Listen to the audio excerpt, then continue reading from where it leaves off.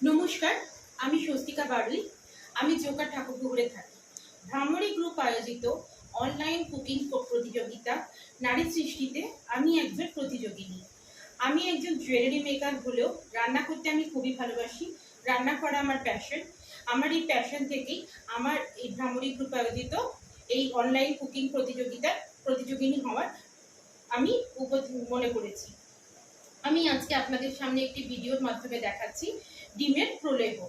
ডিমের প্রলেহ রান্নাটি যদি আপনাদের ভালো লাগে, আপনারা ভিডিওটিকে লাইক, শেয়ার, সাবস্ক্রাইব করবেন এবং আমাদের পাশে থাকবেন। কড়াতে গরম করে পরিমাণ মতো সরষের তেল দিয়ে দিয়েছি। তার মধ্যে ডিমগুলো ছেড়ে দেব।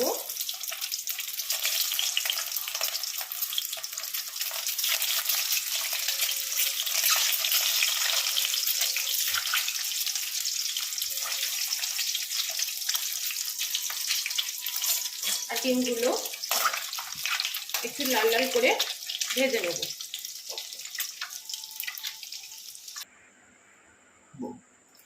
দেখুন ডিমগুলো আমার লাল লাল করে ভাজা হয়ে গেছে। এবার আমি নেক্সট প্রসেসে যাব। প্রথমে আমি তেলের মধ্যে দিয়ে দেব কিছুটা পেঁয়াজ কুচি।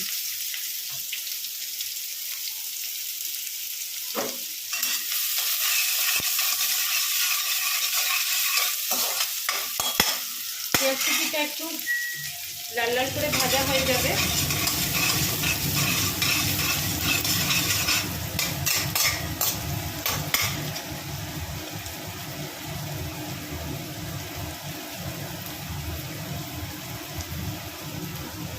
পেঁয়াজ কুচির মধ্যে একটু নুন দিয়ে দিচ্ছি যাতে এটা তাড়াতাড়ি ভাজা হয়ে যায়।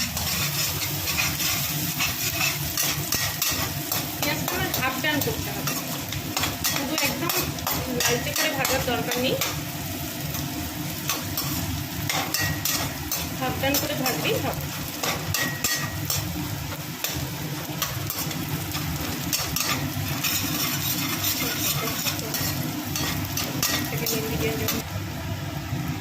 দেখুন পেঁয়াজটা আমার হাফ ডান করে ভাজা হয়ে গেছে। এবার আমি এর মধ্যে দিয়ে দিচ্ছি আদা, রসুন, কাঁচা লঙ্কা পেস্ট।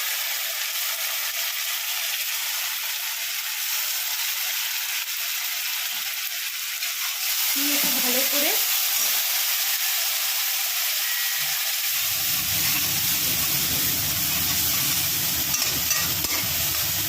মিশিয়ে নেব যতক্ষণ না রসুন আদার কাঁচা গন্ধটা চলে যাচ্ছে।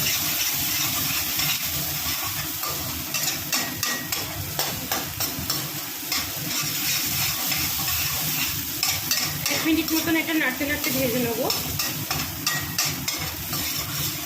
মশলা থেকে বেশ একটা ভালো সুঘ্রাণ উঠেছে। এবার আমি এর মধ্যে মিশিয়ে দেব এই কড়াইশুঁটিগুলো। আমি কড়াইশুঁটি দিয়েছি, আপনারা চাইলে ফোড়নে নিতে পারেন।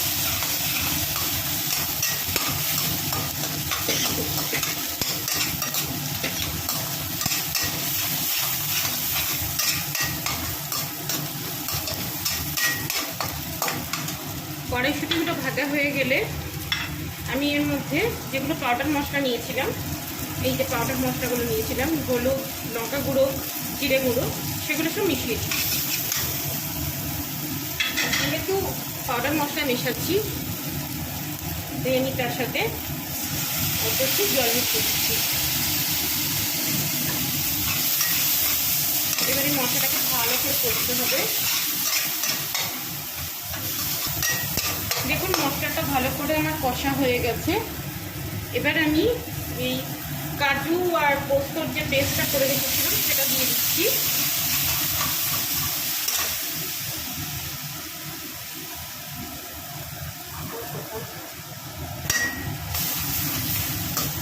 দেখুন কাজু আর এর যে পেস্টটা দিয়েছিলাম সেটাও হয়ে গেছে। এবার আমি দইয়ের মিশ্রণটা এর মধ্যে ঢেলে দেবো। দইটাকে একটু ভালো করে ফেটিয়ে নিয়েছি, ফেটিয়ে নিলে ভালো হয়।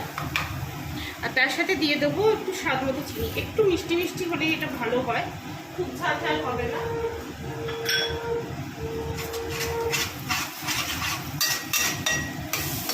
আর দইটা সবসময় আঁচ কমিয়ে ফেটিয়ে ফাটলেই ভালো হয়।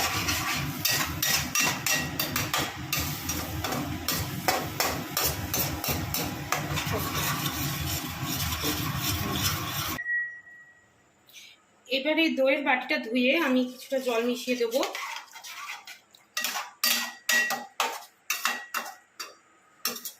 তারপরে এটা আমি ঢাকা দিয়ে ফুটে উঠতে দেবো।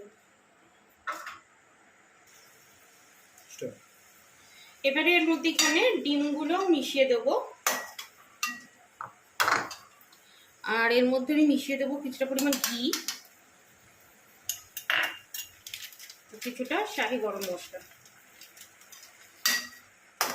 এবার এটাকে একটু ফুটে এগুলোর সাথে সব মিশিয়ে যেতে দেবো, তারপর আমি পরিবেশন করে দেখাচ্ছি।